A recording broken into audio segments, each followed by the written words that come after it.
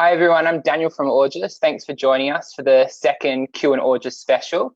Tonight's titled Standing Up for Students. We have an all-student leader panel, and we're going to be talking about all issues that are related to students. So I'll introduce our panel tonight. Our first panelist is Molly Willmott. She's the current president of the National Union Students and is the former president of the University of Melbourne Student Union. Our second panelist is Ethan Van Roo Douglas, and he's the current president of the University of Queensland Union. Unfortunately, we had a third panelist lined up, Wherrett from the University of Sydney Union, and he was unable to make it tonight. But thanks for coming, guys. No worries, thanks for having us. Thanks for having us. So I'll just remind everyone in the chat as well, in addition to the pre-submitted questions that we have, we're also accepting questions in the chat. So if you want the chance of having your questions asked, just type it out in the comments and it might actually be read to some of the panelists tonight. But with that being said, I will go to our first submitted question. And this one was submitted by Ariel. Campus student elections have been known to be a hotbed of anti-Semitism and bullying for Jewish candidates and campaigners, which I have personally experienced and have seen it happen to others. How can we fix this and encourage Jewish students to be more involved in campus representation? What can you do as leaders yourselves to foster a more welcoming environment for Jewish students within your organisations, groups and campuses? So for a little bit of context, Ariel was a former president of a student union in Victoria. So I'll start with you, Ethan. Thank you, Daniel. So as we were discussing earlier, actually, the University of Queensland and Brisbane generally does not have a large concentrated Jewish community like Sydney and Melbourne do. But we still do have a fair few Jewish students on campus, and it's important that they feel that they have the same opportunity to get involved in student politics and in university and campus culture generally, without any kind of fear of anti-Semitism. In the past, we have definitely seen that at UQ. It may not be as widespread as some of the other universities, but it has definitely been an ongoing issue, and it's something we do definitely try to tackle and call out, whether that's through official means, using the union's electoral regulations in order to, kind of enforce that level of respect that we expect from our campaigners and students and voters, through to, obviously calling it out, condemning it and doing everything we can to ensure that those students are safe. UQ is also quite unique in that we don't actually have an established student organisation for Jewish students at UQ as yet. There is obviously a Queensland chapter of AUJS who do really good work, but UQ does not, for example, have a Jewish student society or a club as there is the Islamic club and various Christian clubs, Buddhist clubs, etc. And one of the things that one of my vice presidents, whose name is Brody, is doing, working in conjunction with our international officer, Sol, and with AUJS Queensland, is actually helping to set up an organisation for Jewish students at UQ so that they do have a community there that they can draw on for support, and hopefully that will encourage them and help them to feel safer on campus and feel safer getting involved in things. Molly, did you want to answer the question? Yeah, I think, obviously student elections are a heightened time of really intense anger and really toxic vitriol towards other campaigners. But I think the question about anti-Semitism on campuses and within student unions and student activism is one of the whole year round of how are you making your campuses spaces safer? How are you making the statement from the first day where a student walks on the university that anti-Semitism, Islamophobia, homophobia, any of really awful things that happen on campuses aren't allowed to happen. At Melbourne Uni, from when I was studying on campus, because I'm out this year, there was at least one anti-Semitic incident a year or a neo-Nazi incident a year, every year. And it was a lot of how we approach this as a union was how do we ensure that students still know that we're how are we stopping on campus, how are we making sure our university is stopping on campus, whether it's in election week or not. But also how do students know that their student union and the people who represent them are against it. So it's the point about regulations is really important, but it's also about calling it out when you can. It's about how you engaging with your on-campus Jewish groups or other groups as well. I think it's one of those questions that it has I don't think student activism has done a good enough job in tackling a lot of of hate-based issues on campus, and that's not just anti-Semitism. I think we've fallen down with a lot of things. So I think it's an ongoing conversation, and like ensuring we have that conversation is really important as well. Okay. So pivoting away from that a little bit to a more of a, I guess, a general question, especially in the context of what's currently occurring. How do we find the balance between providing financial assistance to international students studying here, whilst also keeping in mind that today's domestic students will be disproportionately paying for this support for decades to come? I'll pass to Molly, just because I know the NUS is running a campaign on this exact issue. And yeah, so I'd like to hear from you first. Well, first of all, I'm really uncomfortable, and I have been since this whole thing has come out, with splitting off the international and domestic cohorts, and sort of like rhetoric like that sort of becomes like a us against them sort of thing, and feeds into a lot of real big issues on campuses that we're having right now. I think the important thing is to look at the way international students are treated, and their engagement with the tertiary education centre in a very like macro, like nationwide level of like, international education is our third largest export in Australia. We have over 1 million international students in Australia, both across the vet and higher education sectors. They already pay exorbitant fees compared to domestic students. They're paying those upfront. They don't have the same access to a lot of resources that our domestic student cohort has, and things like research and how viable our higher education system is reliant on international students. I don't agree with that, because I think that's you go into like the cash cow narrative of how international students are treated in Australia. But for our higher education system to survive, not just post-corona, but like post in the next 10 years or so, that we need to be looking at the way we're supporting the students who sort of create the base of our higher education system. I think we have to, like, all students are going to suffer because of coronavirus. We need to, I don't think it's a huge argument to say that the 500,000 international students who are still in Australia right now, who pay taxes, who pay fees, who pay to live in these communities and contribute to our communities, are also supported. Given that they can't go home, they don't have access to any government assistance. Like, it's about survivability over the next few months. Yeah, I think that's basically where I'm at right now with it. It's not like international student fees and international student taxes will contribute to them paying for like the support that they need as well. So I can't really differentiate the two. So what type of support would the NUS want to extend to international students? Everything that currently applies to domestic students, or a select few of those policies? I think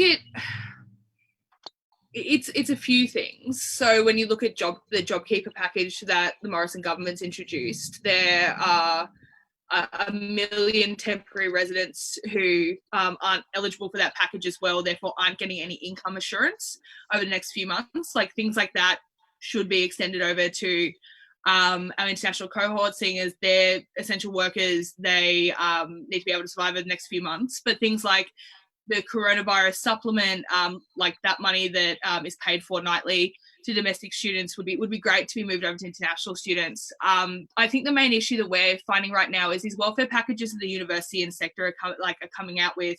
They're really great. Like, any support to international students is really important, but that money only covers a fortnight.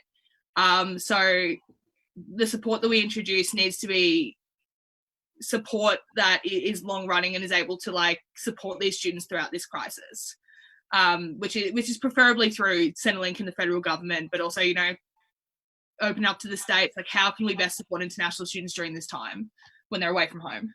Right. So Ethan, I'll pass the question on to you. So at UQU, we're obviously quite focused on helping students dealing with immediate issues and immediate problems. So everything we've been rolling out thus far has been really geared towards doing that. So we're talking about things like, obviously, food hampers, food banks as well.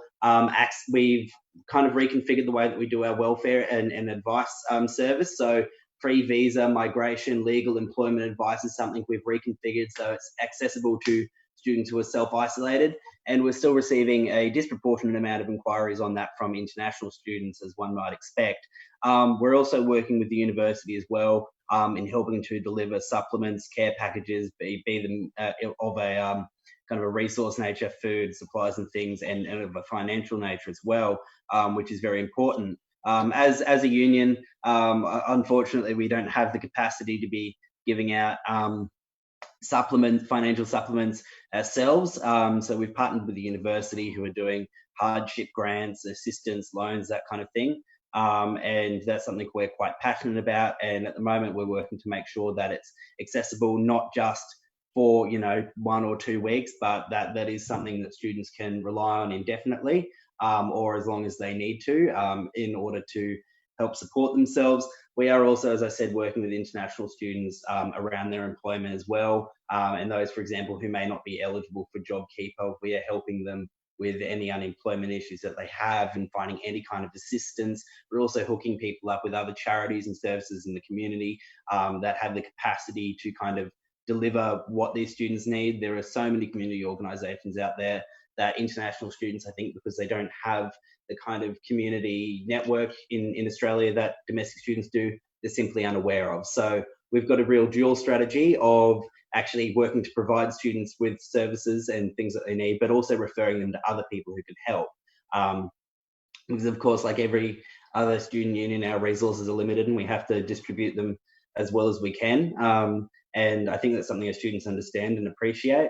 And it's also, information is probably the other big thing as well. Our international officers right now are actually working on a similar kind of session to this, a Q&A for international students who may have been finding it difficult to get in touch with people, who might feel isolated, who might just need something cleared up by a human being. That's another thing we're really big on as well, is information and providing the things that students need at the moment. So I'll move to a question submitted by Isabel, who's from the University of Queensland. She's asking, many universities have Confucius centres and questionable links with the Chinese Communist Party. What actions have you taken to support activism against oppressive overseas governments whilst ensuring that students from those countries are not themselves left feeling attacked or alienated? I know you're dealing with a lot of, issues currently at the University of Queensland, so I'll go to you first, Ethan. All right. Thanks, Isabel. I think that's a really interesting question. A lot of people assume that you either have to be a radical activist or you're just a kind of a puppet for the regime or the state or what have you. At UQU, since last year, since before the beginning of my term, back when I was secretary and into my term as president, I've actually been working with groups of international students and students from marginalised communities to help support their kind of right to peacefully protest and engage in activism. So there was a lot of I think heat at UQ towards the end of last year around the Lenin Wall installation that we had there. That was something that the Hongkongese students had actually come to me personally about. They'd asked the university for permission to set this up somewhere on campus, and the university had said no. And so they came to me and said, well, could we use the union complex? And they originally were intended to put it up outside a wall, outside student services building. And they got told off for that, and security came around. They weren't allowed to do that. So I went over and we took down some of our material from the wall outside at the campus lolly shop, and they were able to set up there. They were happy with it. It was the kind of space and that they needed. And after things like the protests that happened, we actually held a number of meetings with leaders of student communities, both Chinese, mainland Chinese student communities and Hongkongese student communities, where we all sat down together and actually talked about the issues that had happened, talked about ways that we could kind of peacefully engage in communicating political messages at UQ.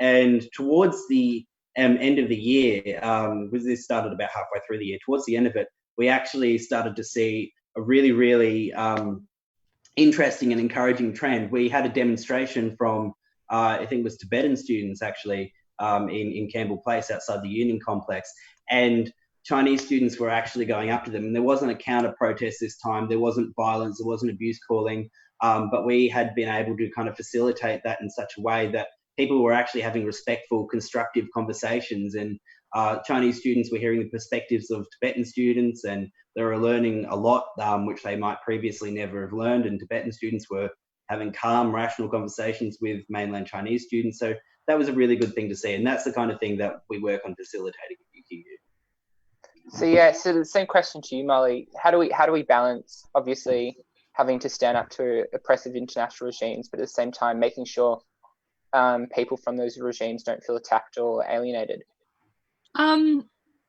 In terms of the Confucius Institute stuff, that's been something that I haven't really had to deal with. Like, I come from a campus that's not engaged with very much. NUS obviously hasn't had a huge role in it. We chuck that back to our campuses, obviously with support. I think it's always a really interesting conversation to have, and it's a conversation that, like, anyone who's been to our national conference knows that we have that conversation every single year without a doubt. I think at some stage there are going to be people who don't agree with your message. It's any idea of like fostering political discourse on campuses is an important and probably the most vital thing that student activism can be doing. And there's not going to be people who will come along with you automatically. So I think it's about how are you fostering the spaces for that conversation to happen? And is that conversation happening in a very sincere way? Or is that conversation happening with like one side of an argument going down the throat of someone who doesn't agree with them? And I think it's a lot of it is like, how are you fostering those spaces? Like, yes, you can do a rally, you can do a protest, but are you doing things like actually discussing those issues afterwards? Are you talking to the groups? Like, I think student unions have a really great connection to the clubs and cultural groups on campuses. Like, how are you discussing what you're doing with those groups, with those representatives? Because I unfortunately, you also have to look at how white and Australian student unions are around the country. And it is sort of like our responsibility to go to those groups and get their opinions and sort of go from there. It's really difficult. It's a really difficult line to balance. And I know I've screwed up with it a lot of times, but I think it's about opening up that discourse. Yeah, for sure. So I believe Connor has been. Yes, hello. I'm so my internet just completely blacked out. That's all right. Josh, do you mind just turning on and off your video just so I can see Connor? Sure. I'll do a brief introduction. Thanks for joining us, by the way. No. Sorry. So Connor is the president of the University of Sydney Union. We're about halfway through, which is all fine. And I'll just hop off. I can ask you this question as well. Yeah, sure. Did you manage to catch the question? Yeah, I got the gist of it from the other guys answering, but if you want to just restate it, that would be. Yeah, so it's a question from Isabel from UQ. Yeah. And briefly, she said, many universities have Confucius centres and questionable links with the Chinese Communist Party. What actions have you taken to support activism against oppressive overseas governments whilst ensuring that students from those countries are not themselves left feeling attacked or alienated? Yeah. Well, I'm extraordinarily lucky in this regard, and this is something that I think all student unions should aspire to, in that our board, the University of Sydney Union Board, has 5 international students on it, and is a very much a representation of the university itself, which is what all representative student bodies should be. So I never feel in doubt with these questions, because I can just go to them as a sort of litmus test of the community, and to see where the line is drawn between criticism of China and criticism of Chinese people. One of those is perfectly valid, one of those is never valid. So that's who I use as a kind of litmus test, and then really just allowing the clubs to express their political views in a way that doesn't constrain them in any way is the other most important thing. But hate speech is never to be tolerated, which is a difficult line to draw, but one that the USU has attempted to draw in its clubs. Fantastic. All right, so I'll move to the next question. Some universities now intend to use online invigilation software like Examity and ProctorU for assessments, with concerns being raised about student privacy. Should students be expected to embrace this software? And if not, what's the alternatives? So I'll go to you first, Molly. Yeah, no, they shouldn't be. Yeah, the answer is no. Like, there are not only are there huge concerns about data safety, but there are huge concerns about accessibility, just about like performance in exams. Like these are incredibly invasive programs that the university is coming in, like universities are coming into students in their examinations with a very big brother attitude. Like if you, I don't know, look to your left, which I do in every exam, you are asked to do a 360-degree rotation of your computer to see if you are cheating. That's incredibly inaccessible. That's like I think it goes into the way that universities look at examination and look at contract cheating, and how it's always these students' fault. It's always we have to watch them, we have to big brother these students, and not actually looking at the root causes of contract cheating, which is the way assessments are dealt with in the first place, but also things like student mental health and issues like that. I think this trend towards really invasive examination and invigilation is really worrying, because this is just the test for post-corona. Like, how do we do this? How do we stop the in-person exams? How do we stop these the big hall exams? And I'm honestly really concerned. We're taking a lot of information from our members about how to deal with that, but yeah, the answer is just no. Students should not be expected to give away their privacy and their chance at academic success. So what is the alternative? So what should universities do if they shouldn't be using this type of technology? Look, I think I'm a bit iffy on online education, in the first place. So I could come out here and be like, nothing online, but I know that's not exactly what you can ask for during Corona. I don't think it's necessarily stop online invigilation software. It's just stop these incredibly invasive techniques that are used to sort of, I don't know. I think that's something that we're trying to look at in the next few months, is coming up with the idea of what is the alternative to this software? What is the alternative to online education? What do we want to see assessment look like? I think a lot of higher education requires a really deep rethink of how it's structured and its purpose. So it's a very roundabout question, but I don't know. I just think this is a bit too far, and we need to look at other programs that can be used. So I'll move this question to Ethan, because I know UQ specifically is dealing with this type of issue. So I'll go to you with this question. Yeah, so anybody who follows the work of UQ knows that this is a particular pet peeve of mine. It's something that our attention was only first drawn to by a student. It had never been communicated to us by the university. It wasn't discussed with us. We were consulted with it. But what that also means is that not only did they not come to the union, they also didn't actually take it before any of the committees on which union representatives sit. So, for example, I sit, among other things, on Senate and Academic Board and a lot of the assessment subcommittees, etc. And I had no knowledge of any of this before it happened.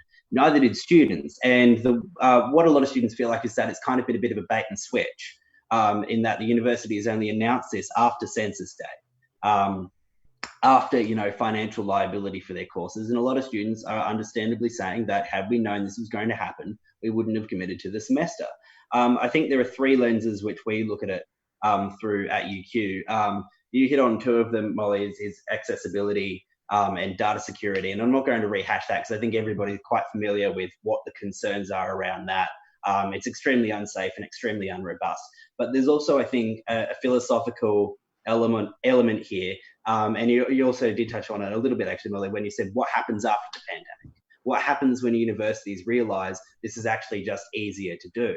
Outsourcing something as important as students' examinations to, third-party multinational companies halfway across the world with no accountability, companies that become subject to US surveillance law, for example. You're not just sharing it with the university and Proctor, you could be sharing it with the NSA, the FBI, Lord knows, and if they become hacked, then what happens with that? But generally speaking, this is not something that should be outsourced at all. And I think there are definitely viable alternatives that can remain in-house within the university. Students accept that they will have to give over a fair bit of their personal data to their university, to their educational institution. And they're comfortable with that because the security there is robust, and there is accountability and there's transparency and they know what's going on. The second you bring outside companies in, you lose that.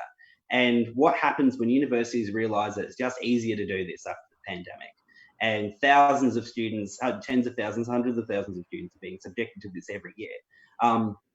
And I'm not going to invoke Godwin's law so much as I'm going to say that in modern discourse, people often like to compare things to 1984, particularly when we're talking about technology, data, surveillance. But in this case, I'm not being hyperbolic at all. The technology used by some of these companies, in particular one they want to use at UQ, is quite literally straight out of 1984. You're having another person watch everything that you do, monitor everything that you do, track the way that you act, where you look, what your eyes are doing, you scan your biometric data, And, there are students that just can't do that.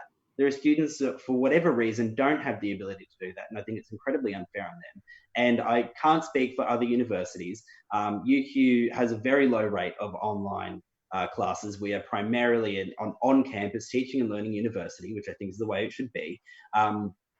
But in terms of accommodating the pandemic, there is plenty of room for the university to do that. We have established take-home exam policies, uninvigilated Blackboard quizzes, thousands of different ways to handle assessment without invading students' privacies and their basic civil liberties. And any course coordinator, any academic who says, "Oh, well, we just can't manage that in the pandemic," I'm sorry, but they just don't have enough imagination.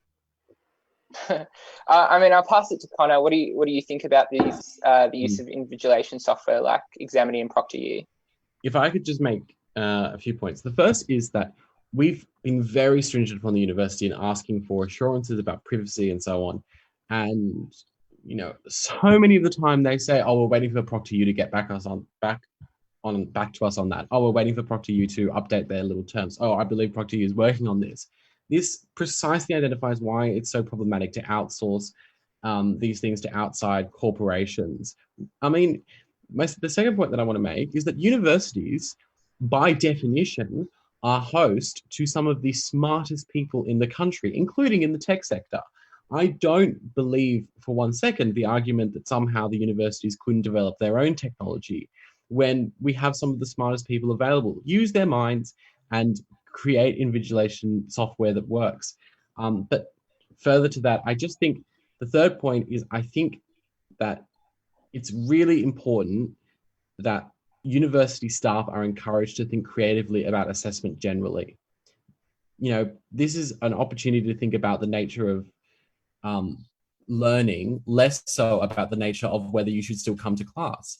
Why does your final assessment have to be an examination? You might have promised that at the start of the semester, but instead of switching to a proctored examination, which causes extreme stress to students, think, well, what's a different way that we can assess this unit of study? What's a different way that we can get the content out of these students? Is it a presentation over Zoom? Is it something that doesn't require such a individual subjugation of rights? So my message to universities is to encourage their teachers to be creative and don't necessarily say, "Oh, we had an exam. Oh, we need to still do an exam. Let's switch it over to Zoom." Because that's, not much effort and not much creative thinking there.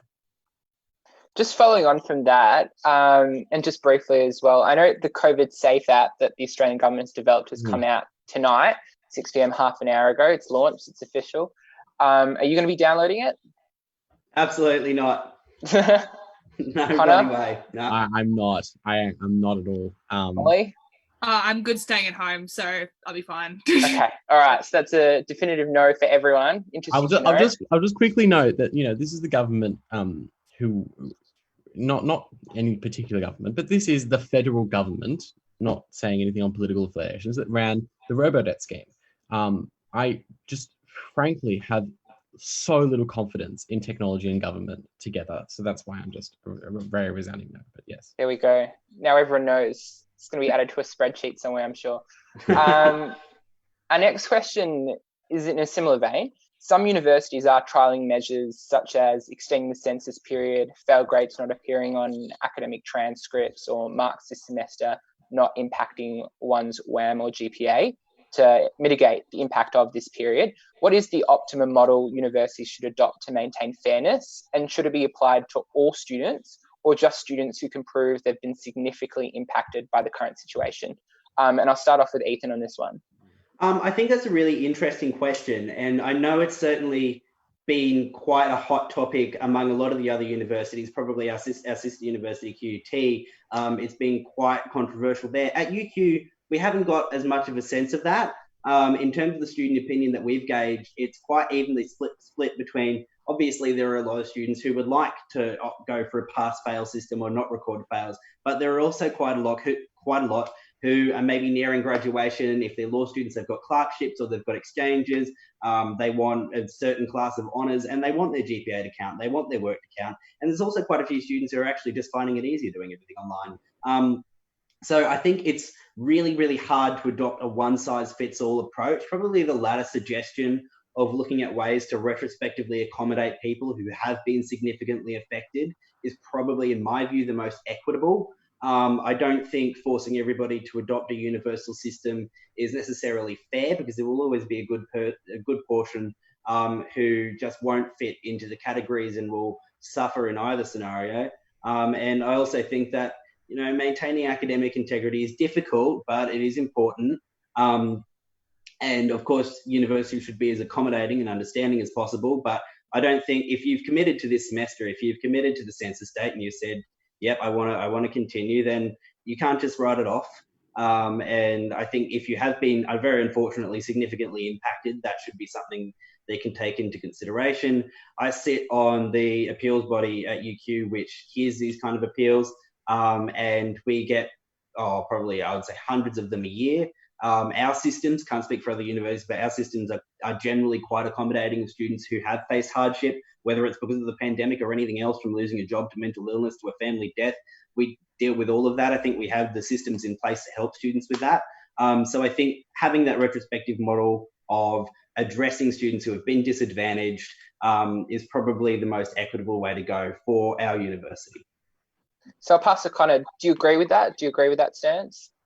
Well, I'm actually very happy with what the University of Sydney's done, and I think it's a good compromise. I mean, we saw initially this sort of populist wave of pass-fail, and then we got a kind of a backgrade. So I do agree it's all about balance. I just want to make one point on this, and that's what I believe that there are some very good people in GOH and Universities of Australia, the respective peak bodies, that I think it's a real failure on their part that they didn't develop a national scheme for addressing this as universities combined, so that, you know, you had apples, you weren't comparing apples and oranges. We're going to have different schemes for different subjects in the semester 1 2020 period for different universities.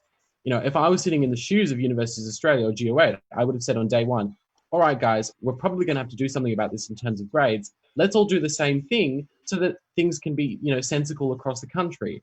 Instead, we're seeing, you know, different results in different universities. La Trobe did its own thing. University of Sydney did its own thing. University of Melbourne released something to University of Sydney, I think it was last week. It's really disappointing on my part that we get this haphazardness. It's regrettable, but I'm glad that universities are doing, you know, something, and it seems to be reasoned from what I'm seeing so far. Molly? Look, I don't think there's a perfect model with how universities can respond to COVID. Obviously, like, you know, Connor raised a really good point, and I don't think that the peak bodies or even chancelleries on campuses really took the front foot with responding to this. A lot of the feedback that we've gotten is like, so one campus has moved the census date. It would take another campus that's about half an hour down the road 6 more weeks to extend their census date. And it was very like haphazard. I think the way universities are structured, it's also really difficult to create a national united response. Like UTS is very like, you couldn't go to Charles Sturt UTS and be like, do the same thing. I think the main thing that a lot of universities missed when developing their response to COVID-19 was the ability, like the flexibility of it. Things like pass fails are really great, but was there an opt-in, opt-out option of that? Census date, like how was that communicated to the student body? I think a lot of the issues that are surrounded by the response to COVID is it goes into accessibility of like, how would a university actually be like, that is a student that's significantly disadvantaged? If that student can't go to a doctor, if that student can't access their mental health plan, if that student has been stood down but not fired from their job, how are they considered financially disadvantaged? So I think like it's an argument that hasn't really happened very much for like how are we actually going like that student's been disadvantaged. I don't think that we should be going to students who's, you know, I don't know, making 7 figures and is doing a postgrad just to supplement like a career like trajectory, which is great, and students should be able to do that. But like how are we differentiating those students from students who have lost their jobs, families have lost their jobs, they are like having significant mental health problems, because that's a conversation that's really going to pop up in the next few months, is students and their mental health during COVID-19. And like how are we differentiating the two and making sure that we're, you know, helping every student, but giving a helping hand to people who need it the most. So our next question is in regard to tuition fees. Given the change in delivery of teaching to an online model, which some of you have said you're not a massive fan of, should universities reduce tuition fees? And if so, is that fair to the university sector, which is already struggling with a decline in revenue with few international students? So I'll start with Connor on this one. The yes, absolutely, but the onus is not upon the universities themselves. The onus is upon the federal government in order to do this. The universities are cutting staff, cutting jobs, experiencing a tremendous financial difficulty. And of course, students are upset and they want to ask for a reduction in their fees, but the universities, frankly, can't afford that. The federal government needs to step in with a targeted higher education stimulus that includes a reduction in student fees for students in this time. It needs to happen as quickly as possible. Molly, do you agree? Oh, sorry, did I cut you off there? Just a tiny thing, no reduction in SAF at all. No reduction in SAF at all. Student unions are working as hard as they can to provide support services and clubs online, for instance. There's no need to reduce SAF at all. I think it's something we'd all agree on. Molly, you could probably also answer the SAF question as well, since it's been brought up. Yeah, no, I fully agree with that. Before COVID, the higher education sector was already extremely underfunded, and sort of the structural issues of funding and how how universities are able to get their money was already, it's sort of been brought up a lot with COVID-19. Look, I'd love to have a situation where we can give every student their fees back. I'd love to have a situation of free education in the country, but I don't think right now we can really do that. Under COVID, I think what kind of brought up is there needs to be a significant injection of funding into the tertiary education sector in the first place for fee remission to happen and happen in a way that doesn't affect the education of like the next generation of students as well. There needs to be a significant injection funding. Look, I think it's a different story for international students, though, however, who already pay upwards of 20 to 30% more fees than domestic students. And I think a targeted scheme towards that would be awesome. But yeah, I think the onus is really on the federal government. I'd also like to, I don't think that universities necessarily can't afford it. They can, but I think you look at the exorbitant paychecks of our vice chancellors and things like that. I think money in some places isn't going to the right places. I don't think anyone really needs a $1.3 million paycheck, especially a vice chancellor when they're firing 30,000 staff. On the question of SAF, though, I know it's been a big conversation. Do you want to just quickly explain what SAF is to those who don't know? I can. So services and amenities fee is a payment that you pay once or twice a year that goes into student services and amenities. So it, depending on your student union's relationship with the university and a deal that is signed, a particular amount of money goes to your student union. At my campus, University of Melbourne, it goes to two student organisations, the postgrad GSA and UMSU, goes to sport, and it goes to something else. It goes to other stuff like counselling services, health stuff. It's just student direct payments. So there's been a lot of conversation about the student services and amenities fee being cut or refunded. Which, again, in a perfect world, we wouldn't have to have student unions who are reliant on a student services and amenities fee, and we'd have universal student unionism. But that's not the case right now. In limiting student services and amenities fees, people like myself, Ethan, and Connor can't actually go and do the work that has been required to push for the changes for a better COVID-19 response. Yes, we're not able to do barbecues, which has been a big thing that I've seen. We're not able to do barbecues, we're not able to do as many club events, but I haven't seen a student representative in this country who hasn't spent the past 3 months on 10 Zoom calls a week with their chancellery trying to push for fee remission, census dates, examinations, ensuring that students are properly supported throughout this, because I think I'm very against any changes to SAF. I think we need to get more SAF across the year regardless of the pandemic. But yeah, I think we should be resisting this idea that we need to refund student services, because if universities are pushing to refund the SAF fee, then they're actually pushing for people like us to not be able to fight them on the decisions. I could go on for years about it, but I'll leave it there. So Ethan, should universities reduce tuition fees because of the online model, and is it fair? I certainly think, and I can appreciate and sympathise with why many students would want that, and why many students, feel that they're not getting the same quality of education as they otherwise would be.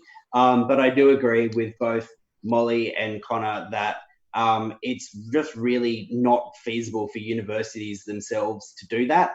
The reality is they're not going to do that while they're in this position. They're not going to do that while many of them are facing insolvency and massive cash flow issues.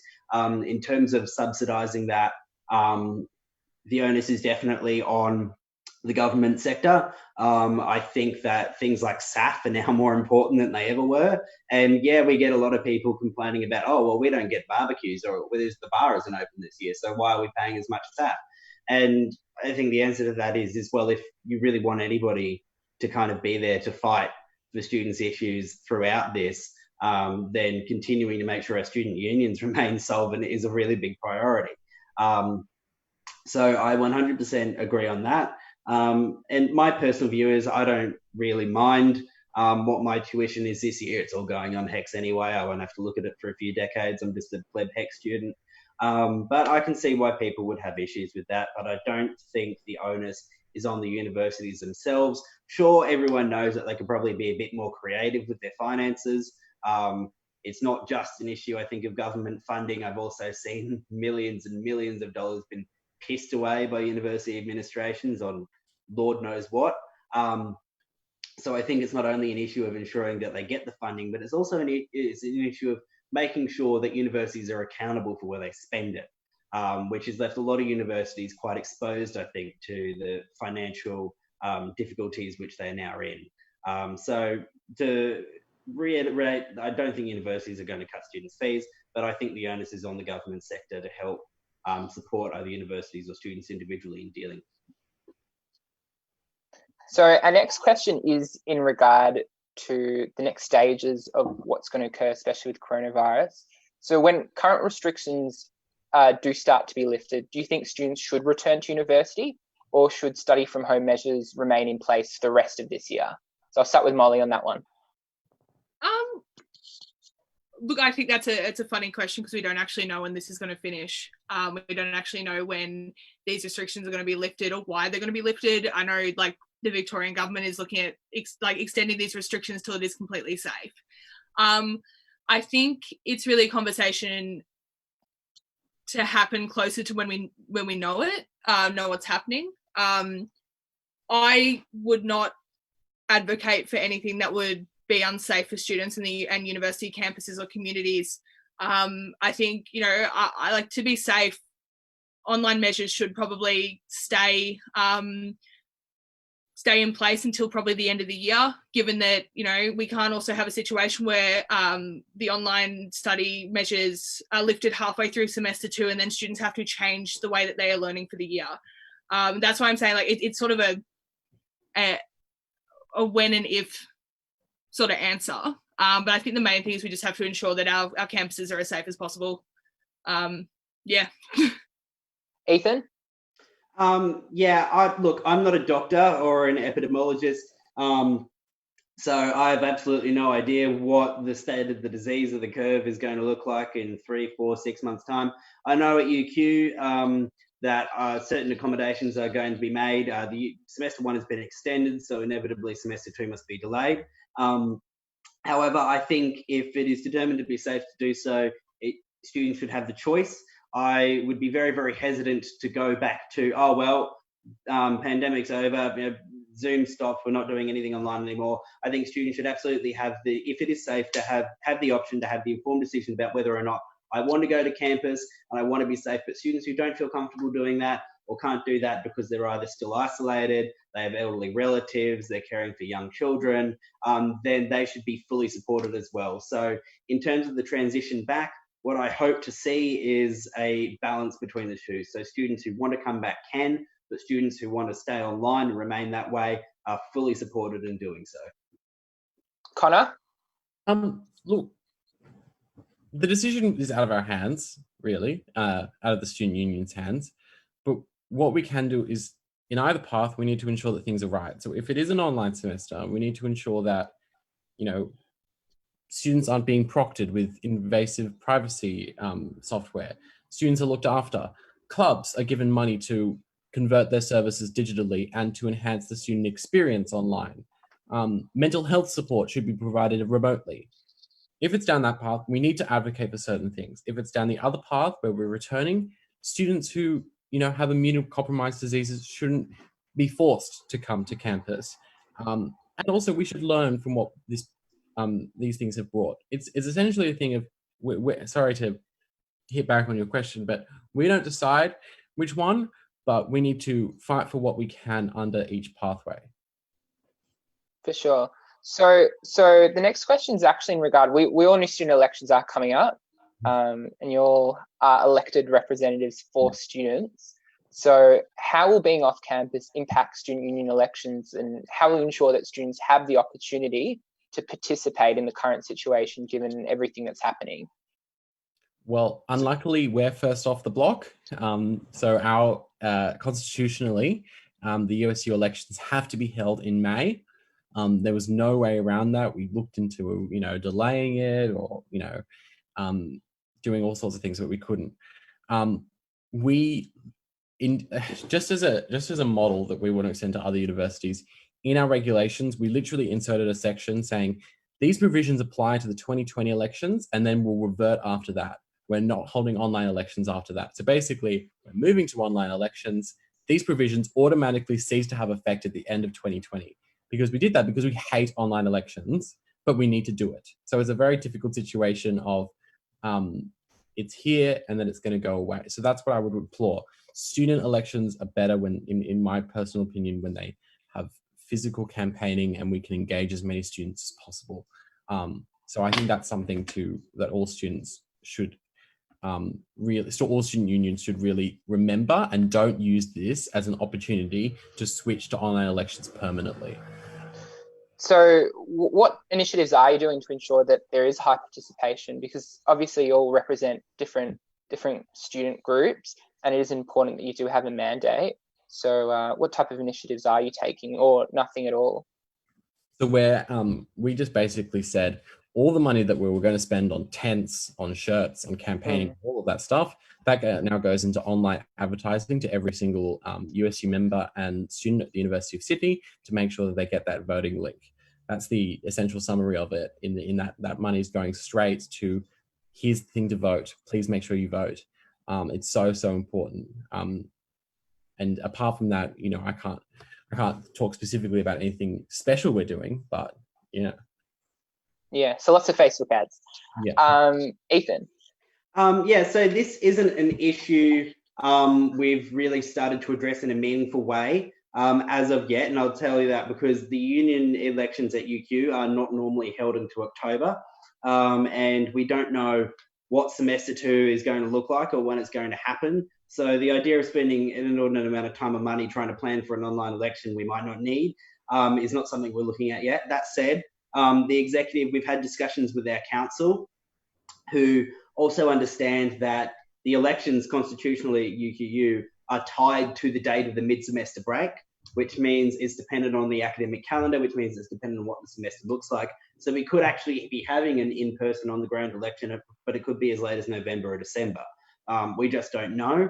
And unfortunately, because of our constitution, the way our council works, we can't actually meet to amend it in any way, shape or form, as we require an actual physical quorum to be present for a meeting to be open and a vote to be legitimate. So we're between a bit of a rock and a hard place there.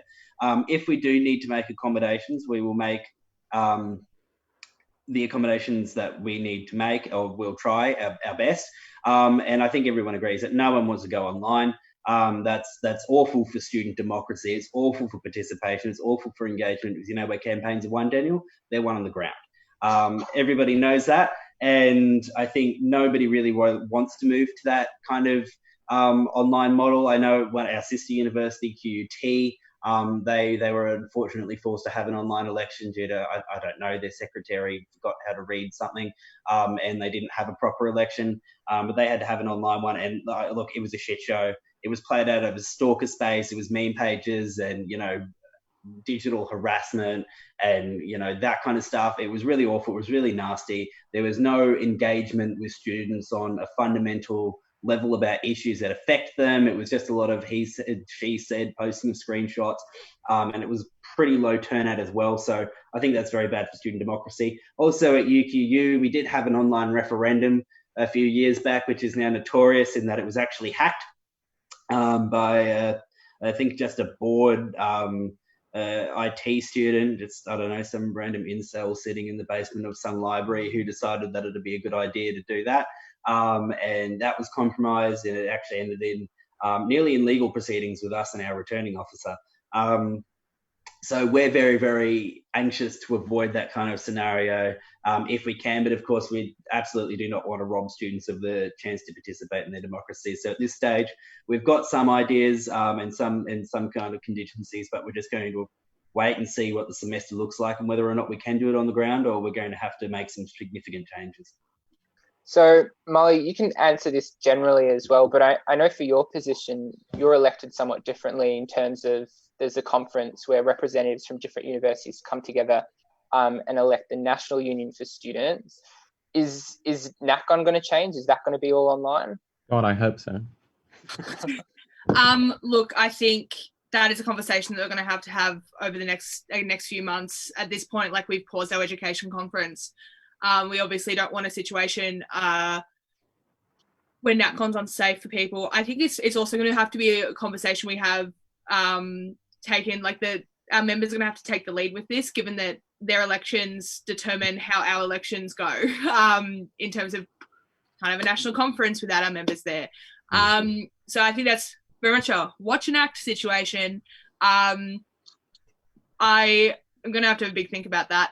But in terms of, like, generally, like, ensuring participation in student democracy, I think the most important thing is, and the advice that I'd give people is, like, obviously reiterating the points that these two have just said. We're in a lucky enough position that NUS is in-person elections, my campus in-person elections, UCIT and UQ are already in person. There's heaps of online elections already. I think it's just important that you're communicating very clearly with the student body any changes to your electoral regs and what's happening. There are really concerning things that happen when campuses don't, or when people hack into systems. So yeah, on NatCon, we'll get back to you on that. On everything else, just making sure you're at least pushing as much as democratic of a process as possible. For sure. So thanks for joining us tonight. That was our last question. I'd like to thank Molly, Ethan, and Connor for participating. I'm sure a lot has been discussed. I'm sure a lot of people have taken a lot out of it. So join us next week for our Distancing Together panel, where we'll be talking to mental health professionals about ways to stay healthy during isolation. And thanks for joining us, everyone. Beautiful. Thank you. Guys.